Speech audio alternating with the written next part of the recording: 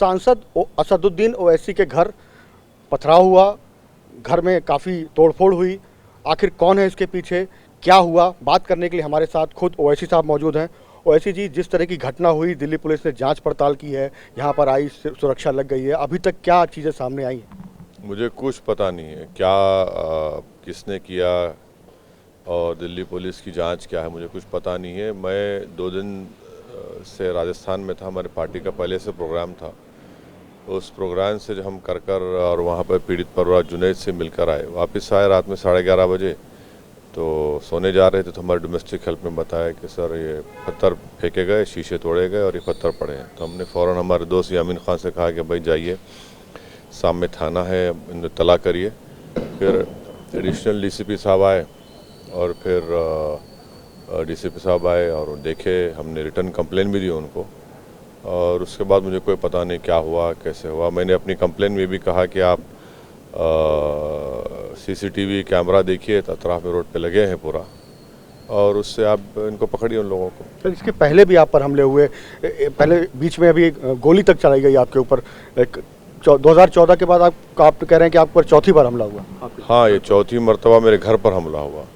ये जो आप गेट देख रहे हैं, जब दूसरी मरतबा हम पे हमला हुआ था तो हमने स्पीकर साहब से लेटर लिखकर परमिशन लेकर ये गेट खुलवाई, और गेट नहीं थी यहाँ पर। मगर इसके बावजूद भी कोई शरपसंद लोग आकर यहाँ से फेसबुक लाइव करके अंदर पत्थर फेंके। फिर उसके 10 दिन के बाद हम बैलगाड़ी पर फायरिंग हुई।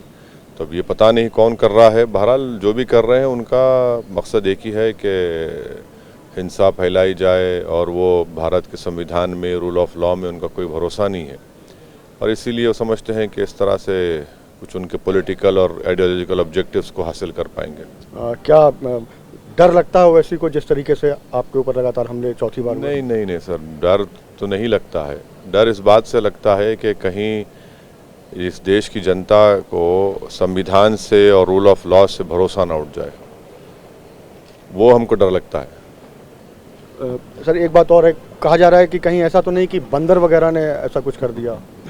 बड़े अक्लमंद बंदर हैं ये, कि सिर्फ हमारे घर पर अपने आका के हुक्म पर पत्थर फेंक रहे हैं। इलेक्शन कमीशन पे शायद महाराष्ट्र के बंदर पत्थर फेंकेंगे क्या? ऐसा भी तो अजीब बात है ये। मुझे नहीं मालूम किसने किया, मगर जो जिसने भी किया वो वायलेंस पर भरोसा रखते हैं, और उन्हीं का उनका मकसद एक ही है। सर, आपने जैसा बताया कि आप जुनैद के यहाँ जो 2 हत्याएं हुई हैं वहाँ पर गए थे, उनके परिवार से मिले और वहाँ गए, उस कार्यक्रम के बाद आए, उस दौरान ये हुआ, तो क्या इससे कुछ आपको कनेक्शन लगता है? मुझे नहीं मालूम क्या, मैं कुछ नहीं बता सकता है। तो पुलिस जब सीसीटीवी कैमरास देखेगी उसी के बाद वो बता पाएंगे। मगर हम तो जुनैद के घर पर गए थे और इखलाक के घर पर गए थे, बराबर जाएंगे। और अगर कोई समझ रहा है कि इस तरह जाने से वो इस तरह की हरकत करेंगे तो हमारे कदम डगमगाएंगे या हम नहीं जाएंगे, तो सरासर वो बेवकूफ़ी की दुनिया में है। हम तो हमेशा से मज़लूमों के लिए लड़ते आए हैं, लड़ते रहेंगे, और ये हमारा फंडामेंटल राइट है, लोकतंत्र है, जमहूरियत है, संविधान है।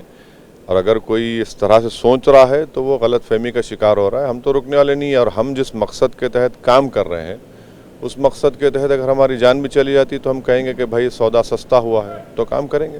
एक आखिरी सवाल, दिल्ली पुलिस जो है वो केंद्र सरकार के अधीन है, गृह मंत्रालय अमित शाह जी के पास है, कोई अपील, कोई आप उनसे शिकायत वगैरह करेंगे? नहीं, हम तो जब कंप्लेन लिख कर दिए हैं, हम तो उनसे ये पूछना चाह रहे हैं कि जब इतना हाई सिक्योरिटी जोन है और उसमें अगर आकर कोई बार बार इस तरह की शरारत कर रहा है, तो ये तो आपको देखना है, आपको रोकना है, और इनको रोकना। हम तो नहीं रुकने वाले हैं, हम तो अपना काम करते रहेंगे, मगर ये तो सरकार को सोचना है। और हम तो ये कह रहे हैं कि जब दिन दहाड़े जुनैद और नसीर को उठाकर पीटकर मार दिया गया, पुलिस ने भी उनको मारा, तो असदुद्दीन ओवैसी किस खेत की मूली है? दुख होता है? नहीं, बिल्कुल नहीं होता है, दुख नहीं होता है। देखिए, जब आप जानते हैं कि आप मोदी इरा में हैं और बीजेपी सरकार में हैं, और देश के कोने कोने में क्या हो रहा है, किस तरीके से बीजेपी के सांसद, एक कहता है कि दिल्ली में कहता है इकोनॉमिक बॉयकॉट करो, दूसरी मोहतरमा कहती हैं कि सिर्फ चाकू को तरकारी के लिए इस्तेमाल मत करो, कोई जंतर मंतर में खड़े होकर धमकी देता है, कोई धर्म संसद करके धमकी देता है। तो ये मेरा मानना ये है कि ईमानदारी से कह रहा हूँ कि ऐसा वक्त है हम सियासतदानों की ज़िंदगी में कि अगर आज हम ऐसी ताकतों के ख़िलाफ़ जो नफ़रत और वायलेंस फैलाते हैं, अगर आज हम इनके ख़िलाफ़ आवाज़ बुलंद नहीं करेंगे तो कल जब हिस्टोरियन, जिसको उर्दू में मौरख़ कहते हैं, जब वो तारीख़ लिखेगा तो लिखेगा भाई कि उठा ही नहीं, कोई आवाज़ ही नहीं उठाया। तो कम से कम हम सियासत में क्या हासिल करेंगे नहीं करेंगे वक्त और अल्लाह जानता है, मगर कम से कम हमारे हाथ में ये तो है कि ऐसे नाजुक वक्त में अगर हम खामोश बैठ जाएंगे तो फिर ये तो बहुत बड़ी नाइंसाफ़ी होगी। बहुत बहुत शुक्रिया TV9 से बात करने के लिए। तो ये थे असदुद्दीन ओवैसी।